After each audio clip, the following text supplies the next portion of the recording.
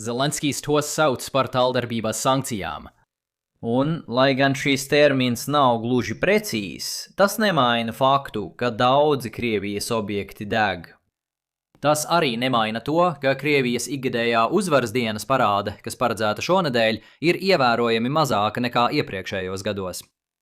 Bet mums šodien ir vesela kaudze karšu, kuras jāizskata. Tā ir viņu kopīgā saikne. Tās palīdz saprast, kas šobrīd notiek karā un kāpēc Ukraina pamazām ir nonākusi daudz izdevīgākā pozīcijā. Jā, šķiet, ka simboliskais dambis ir pārrauts. Ukraina šķiet uzbrūk katram Krievijas objektam, ko tā spēja atrast. Viss, kas nepieciešams, ir vairāki šādi droni un neliels skrejceļš, no kura tos palaist. Bojājumi uz virsmas ir viegli redzami satelīta attēlos, pateicoties NASA ugunsgrēku noteikšanas tehnoloģijai. Tas ir ļoti atšķirīgi no kara pirmajām dienām, kad Volodimirs Zelenskis bija iesprostots bunkurā un Krievija kontrolēja Ukrainas gaisa telpu. Nav nepieciešamas izsmalcinātas raķetes, kas palaistas no šahtas. Nav nepieciešamas arī raķetes, kas palaistas no fregates, kas ir labi, ņemot vērā, ka Ukraina to joprojām dara bez pat primitīvas flotes. Un kamēr mēdīji koncentrējas uz Krievijai nodarīto zaudējumu uzskaiti, mums vajadzētu ielūkoties dziļāk un uzdot strateģiski svarīgāko jautājumu – kā vispār tas ir iespējams? Nē, mēs nedarīsim neko muļķīgu un neskaidrosim, kāpēc Krievija neceļ savas naftas pārstrādes rūpnīcas bunkurā, tāpat kā cilvēki var atkāpties uz patvērumu. Tā vietā uzmanība tiek pievērsta pretgaisa aizsardzībai un tam, kāpēc Ukrainai ir izdevies to pārvarēt tādā veidā, ka iespējams nākotnē tiks uzcelti daudzi pieminekļi, lai atcerētos Zelenski. Daļa atbildes slēpjas tajā, kas Krievijai bija tās ieroču noliktavās pirms kara sākuma. Daļa atbildes ir Krievijas nespēja ātri pārvietot pretgaisa aizsardzības sistēmas pa valsts ielām. Daļa no tā ir Krievijas milzīgā ģeogrāfija, kur naftas pārstrādes rūpnīcas, noliktavas un fabrikas ir izkaisītas pa plašu teritoriju. Daļa no tā ir nespēja pārtvērējiem pietiekami ātri notēmēt uz saviem mērķiem. Un es zinu, ka jau tagad viss šķiet kā īsts juceklis ar visiem šiem mainīgajiem faktoriem, bet ir vēl viens būtisks iemesls, kāpēc Krievija nespēja kontrolēt situāciju. Ukraina rūpīgi izvieto daudzas savas ražošanas vietas pazemē, alām līdzīgās telpās. Tāpēc pēdējā daļa. Krievija nevar apslāpēt Ukrainas dronu ražošanu pašā sākumā. Tātad šodien aplūkosim katru no šīm 5 problēmām tieši šādā secībā, kas kopumā ir ievērojami uzlabojušas Ukrainas situāciju. Es vēlos sākt ar pāris ātrākiem punktiem, pirms pārējām pie padziļinātas bezizējas situācijas analīzes, ar kuru saskaras Krievija. Pirmais ir jautājums, kas rietumiem izklausīsies pazīstams, taču iespējams šeit tas ir aizgājis vēl tālākā galējībā. Liela daļa materiāla tehniskās sagatavošanās šim karam ir bijusi vienkārši apskatīt, kas vēl atrodas padomju noliktavās, un pielāgot to pašreizējai cīņai. Tas Krievijai ir labi noderējis, lai atrastu papildu munīciju, ko pārvērst planējošajās bumbās un pēc tam nomest uz Ukrainu. Bet, ja drīkstu īsi ieskatīties spēļu pasaulē, man nāk prātā teiciens, ka nav nepareizu draudu, ir tikai nepareizas atbildes. Ir dažādi veidi, kā var uzvarēt pretinieku. Daudziem no tiem ir atbilstoša aizsardzība. Bet, ja tu izvēlies nepareizu aizsardzības stratēģiju cīņā, tad jebkurš no šiem uzbrukuma paņēmieniem var uzvarēt. Lai pārietu no spēļu teorijas uz kara praksi, Padomju Savienība gadu desmitiem gatavojās konfrontācijai ar NATO. Rezultātā Padomju Savienība izveidoja aizsardzību pret modernām raķetēm un iznīcinātāju sistēmām. Modernām no 70. un 80. gadu cilvēka skatpunktā. Galvenais ir tas, ka no materiālu efektivitātes viedokļa vienvirziena trieciena droni ir iespaidīgi. Tradicionālajā militārajā aspektā tie ir diezgan vienkārši. Tātad Ukraina šeit sāka ar priekšrocībām, izveidojot lētu bumbu krājumus, lai pārslogotu precīzākus pretpasākumus. Būtībā, ja esat sekojis līdzi sūdzībām par ASV zaudējumiem no Irānas droniem, tas ir tas pats stāsts, tikai tagad mēs apgriežam perspektīvu un skatāmies uz to no mūsu plašāko kara koalīciju skatpunkta. Otrais pamatpunkts ir Krievijas nespēja proaktīvi iznīcināt Ukrainas dronu ražošanas jaudu. Patiesībā vienkāršākais veids, kā neļaut pretiniekam jūs pārspēt ar droniem, ir jau pašā sākumā apturēt dronu ražošanu. Iebrukumā sāku kā šķita droši prognozēt, ka Krievija dominēs gaisā un tādējādi viegli varēs bombardēt jebkuru nozīmīgu militāro objektu. Atkal, būtībā tas ir ASV pieredzes Irānā piemērs, tikai ar apgrieztu koalīcijas perspektīvu. Vēl nav pilnīgas skaidrības par to, cik lielus zaudējumus Irāna patiesībā ir cietusi, bet Irānas Islāma Republika noteikti ir sliktākā situācijā nekā Ukraina šajā gadījumā. Patiesi, izrādījās, ka rietumu ziedotās pretgaisa aizsardzības sistēmas bija pietiekamas, lai apturētu šo ceļu Krievijai apmēram pirms 4 gadiem. Vismaz šoreiz NATO un Krievijas konfliktam paredzēts aprīkojums paveica to, kam tam bija jābūt paredzētam. Tagad Krievija ir pārgājusi uz attālāku stratēģiju, izmantojot ballistiskās raķetes, jau pieminētās planējošās bumbas un savus kamikadzes dronus. Daļa iemesla, kāpēc šie uzbrukumi vēl nav apturējuši Ukrainas ražošanu, ir tāpēc, ka Ukraiņiem ir ļoti laba aizsardzības sistēma. Mēs jau iepriekš esam apskatījuši, kā tas darbojas, tāpēc šodien šīs detaļas neatkārtošu.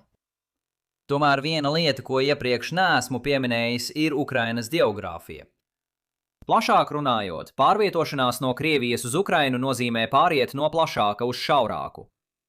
Tas ļauj Ukrainai vieglāk koncentrēt savas aizsardzības spējas un neļaut Krievijas munīcijai pilnībā izpostīt valsti. Ja šis geogrāfiskais aspekts nebija skaidrs, tas ir labi, jo mums ir jāapspriež problēma dziļāk, skatoties no otras puses. Tiešām, tagad apskatīsim problēmu, kas saistīta ar Krievijas milzīgo teritoriju. Iedomājieties, ka jums visā valstī ir izkaisīti ļoti daudz vērtīgu mērķu. Un, lai būtu skaidrs, ja jūs esat Krievija, tad jums to nav jāiztēlojas. Tā ir jūsu realitāte. Tradicionāli tas ir bijis izdevīgi, jo tas nozīmē, ka pretiniekam ir jāiekļūst dziļi jūsu teritorijā.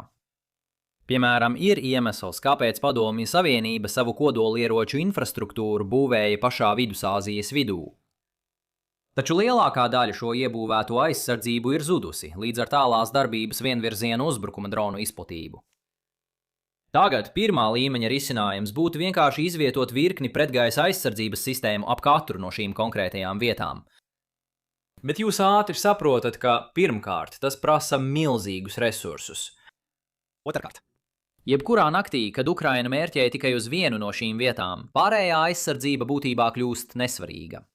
Un treškārt, ir vesela virkne mazāk svarīgu mērķu, pa kuriem Ukraina varētu vēlēties sist, un tie būtībā ir neaizsargāti. Tātad otrā līmeņa risinājums ir pārvietot visu savu pretgaisa aizsardzību tuvāk robežai. Ja jūs neļaujat nevienam dronam iekļūt vietējā teritorijā, tad jūs arī neļaujat tiem uzbrukt kādam no šiem vērtīgajiem mērķiem. Izrādās, ka Krievija vairāk spēlē pirmā līmeņa spēli, nevis otrā līmeņa spēli. Un, lai arī ir vilinoši paziņot, ka mēs atkal esam liecinieki kārtējai muļķīgai kļūdai no Maskavas puses, un ar to arī beigt, patiesie iemesli ir daudz interesantāki un atklāja mums būtisku strukturālu priekšrocību, kas ir Ukrainai. Paskatīsimies visi uz šo karti uz mirkli. Pieņemsim, ka Krievija vienkārši vēlas aizsargāt savu robežu. Tāda instinktīva reakcija būtu uzzīmēt aizsardzības līniju, kas izskatās šādi. Izņemot to, ka Krievija kopš 2014. gada ir ieguvusi daudz teritoriju, tāpēc patiesībā jums vajag šo. Bet arī Ukraina var lidināt dronus pāri ūdenim, tāpēc patiesībā jums vajag šo. Ak, bet, ja Ukraina vēlētos, tā varētu kļūt drosmīga un lidot caur Baltkrieviju. Tāpēc jums tiešām tas ir vajadzīgs. Bet kaut kā tas kļūst vēl sliktāk. HIMARS bija Ukrainas vērtīgākais spēlētājs pirmajos pāris kara gados. Un, lai gan droni kopš tā laika to ir aizēnojuši, labākais izšauj un ātri maina pozīciju, artilērijas sistēma joprojām nodara postījumus. Visizplatītākais munīcijas veids, kas Ukrainai ir pieejams šim ierocim, ir GMLRS raķete ar darbības rādījusu 70 km.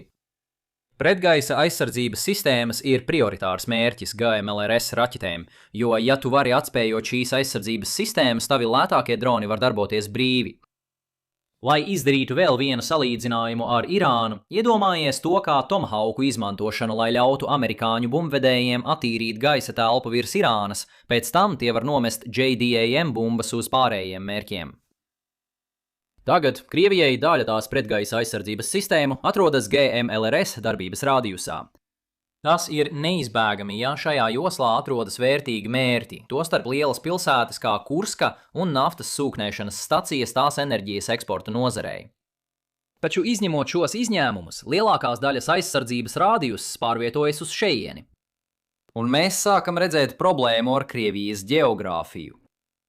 Salīdzinājumā ar Ukrainu valsts izplešas uz āru. Jo tālāk jūs vēlaties uzstādīt pretgaisa aizsardzības sistēmu līniju, jo vairāk jums tā jāsedz. Jūs varat saprast, kāpēc tas ātri kļūst par finansiālu slogu, īpaši ņemot vērā, ka iekļaujot piekrasti, jums ir nepieciešama tik gara līnija. Tomēr mēs varam padarīt to vēl sliktāku. Ukrainai ir pieejami arī Atakems raķetes, lai gan ievērojami mazākā daudzumā nekā Gimlera raķetes. Ar sliktākām iespējām iegūt vēl vairāk, ņemot vērā karu Irānā, un ar mazāk dokumentētiem gadījumiem, kad Ukraina izmanto HIMARS, lai no šāda attāluma trāpītu pretgaisa aizsardzības sistēmām. Ņemot vērā šos ierobežojumus, Atakems raķetēm ir 300 km darbības rādijus. Tādējādi patiesā drošības līnija atrodas krietni tālāk aizmugurē. Tagad Krievija varētu atļauties to darīt, ja katra tās tīkla daļa spētu nosegt lielu daļu no šīs līnijas. Bet te būs spoileris. Katrs no tiem to nevar. Ukrainas droni lido zemul, apzināti, lai Krievijas radari tos neuztvertu. Apvienojot to ar faktu, ka droniem parasti ir neliels radara šķērsgriezums, jūs sākat nonākt pie tā, ka radari būtu nepieciešami ik pēc aptuveni 30 km, pat visai nereālistiski pieņemot, ka jums visur ir labvēlīgs reljefs. Tas ir tāpēc, ka jums ir nepieciešams radars, lai noteiktu, identificētu, izsekotu un nodotu mērķēšanas informāciju pārtvērējam, visu to izdarot pirms drons iziet no darbības zonas. Tas viss visticamāk jānotiek 5–10 minūšu laikā. Tādējādi Krievija nonāk pie secinājuma, ka tai jāizsargā savas svarīgākās iekārtas individuāli, nevis jāizveido vienota visaptveroša sistēma, lai aizsargātu visu valsti. Protams, Krievijai situācija kļūst vēl sliktāka. Samierinājusies ar to, ka nespējas pienācīgi aizsargāt līniju, Krievijai joprojām nepietiek sistēma, lai nodrošinātu pašu objektu drošību. Un tā mēs nonākam pie jau pazīstamās situācijas, par kuru esam runājuši iepriekš, kad Krievijai nākas pārvietot savu pretgaisa aizsardzību no vienas vietas uz otru, lai Ukraina precīzi nezinātu, kur tās atrodas.